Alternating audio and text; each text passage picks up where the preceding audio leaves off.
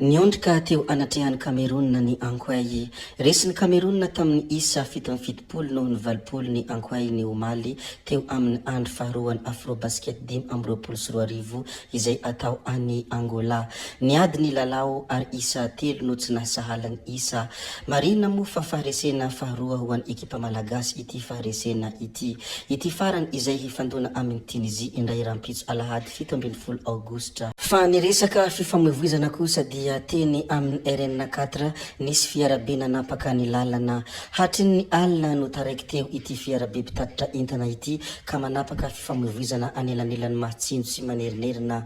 Voatery ny vily lalantany ireo sendra izany ny alina. Maro no mbola tratra ny maraina saingy sahirana amin'ny lay deviation noho ny erika manify. Hiezaka hizara ireo rehetra mandalo sy vaovao rehetra misy ao a Madagasikara mo isika fa mialohany hidirantsika amin'izany dia toy ny mahazatra foana abonné ny chaîne natsika ary asio j'aime ny vidéo indrindra aza adinona foana ny mametraka ny komantera.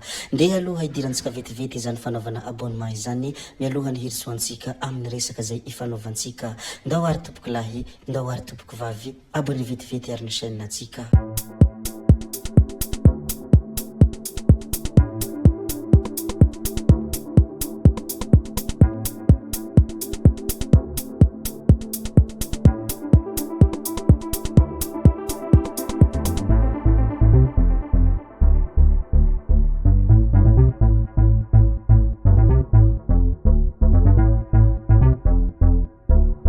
Trangana lozam-pifamoivoizana izay niseho teny amin'ny tetezana ihazomay Ankantondondry Sakay vokatry izany moa dia olona efatra no namoy ny ainy. Raha ny vaovao mikasika an'ity trangana lozam-pifamoivoizana ity moa dia fiara sprinter fitateram-bahoaka manao zotra national any coopérative Kofma nienga avy an-Tsiromandidy ihazo any Ambositra no tradoza teo amin'ny tetezana ihazomay Fanjakamandroso. Niseho izany trangana lozam-pifamoivoizana izany ny alina tao amin'ny tetezana ihazomay Fanjakamandroso izay komina Ankadinondry Sakay.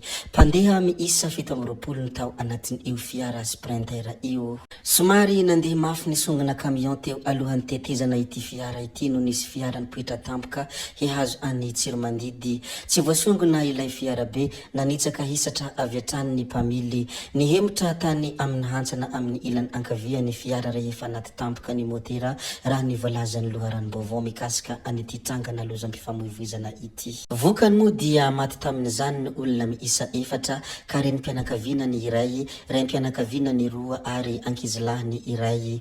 Olona miisa enina manaraka fitsaboana ao amin'ny hopitaly Bongolava, ny 17 kosa ao amin'ny CSBD Ankadinondry Sakay. Avy ao amin'ny komina Belbaka avokoa ireto namoy ny ainy ireto. Ny ora vitsivitsy lasa izay dia voalaza fa mbola ao amin'ny CSBD Ankadinondry Sakay ireo razana. Mirary fiononana feno ho an'izay manamanjo ary mirary fahasalamana ho an'ireo olona izay naratra indrindra arabena tsy maty fo amanaina. Hiresadresaka ny mikasika ny teleferika mo isika sy ny hafatra izay nataon'ny filohan'ny republika ny omaly.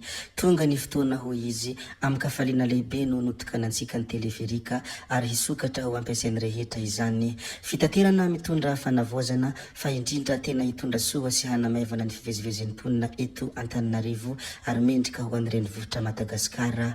Ponina efatralina ka hatramin'ny enalina isan'andro no ho afaka ifamezivezihaingana kokoa, milamina kokoa ary tsy mandoto ny tontolo iainana. 3,000 ariary ny sarandalana mahatonga hatrany Anosy ka hatrany Ambatobe hoy ny filohan'ny republika Andry Rajoelina. Nilaza ihany koa moa ity Andriamatoa filoha ity ny hoe afaka mirehareha isika fa malagasy ary satria koa isika no manana fotodrafitrasa lehibe raisiny ireo firenena aty Afrika Atsimo ho fitaratra. Efa nisafidy ny hiasa isika ary mandroso hatrany hametraka ireo fotodrafitrasa vaovao ho lovainy ireo taranaka sy hanovan'ny tantara isika hoy hafatra izay nambaran'ny filohan'ny republika. Ny androany moa dia filaharam-be vao maraina hitaingina teleferika araka izay efa nolazaintsika teo moa dia nisokatra ho an'ny daolobe androany sabotsy 12 Aogostra 2024 ny teleferika. Vao maraina dia efa tomefy olona ny fiantsonana tetsy Anosy miandra ny ora handehanany izany.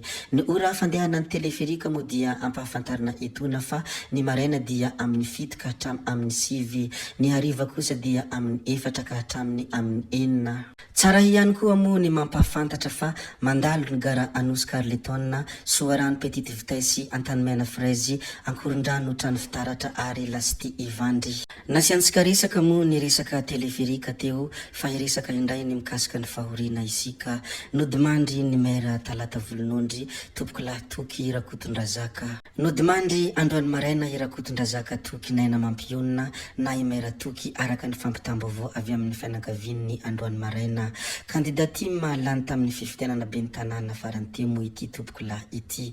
Mankahery ny fianakaviany sy ireo akaiky azy moa izay ato anatin'ny ity chaîne ity. Manoloana ny fidimandriny ity maire ity moa dia tonga teny amin'ny HGR ny filohan'ny Tima sy ny filohan'ny Sena. Mbola teny amin'ny Morgan vata mangatsika ny ben'ny tanàna Talata Volonondry tompoko lahy Toky Rakotondrazaka dia tonga nankahery ny fianakaviana ny filoha pitarika ny Toko Tima Andriamatoa Marika Ravalomanana sy ireo solombavambahoaka ny Tima. Isan'ny tonga ihany koa teny antoerana ny filohan'ny Sena Andriamatoa Richard Ravalomanana naneho ny fiaraha-miora amin'ny fianakaviana. Ireto sary hitantsika ireto moa dia sary fanehoana ny amin'ny fahatongavan'ny filohan'ny Antoko Tima sy ny filohan'ny Sena izay teny amin'ny HGR. Koa satria valazalazantsika ihany koa ny mikasika aniny fahalasan'ny tompoko lahy maire iny sy ny fahatongavan'ny filoha Antoko Tima sy ny filohan'ny Sena teny amin'ny hopitaly mitondra teny fankaherezana ndeha arisika ilaza mikasika an'ity manaraka ity indray. Olona tratra izay naka vatokely sy ranotany teny amin'ny lalam-baovao.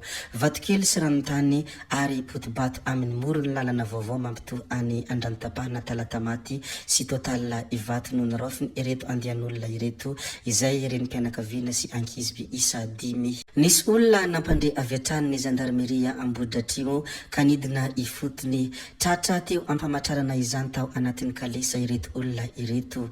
Nasaina naveriny izy ireo zavatra nalainy ireo ary nampiatsia azy ireo ny zandary fa enjehiny lalàna sy tsy azo atao ary voasazy lamande hatramin'ny famonjana an-tranomaizina ny fanombana fananam-bahoaka.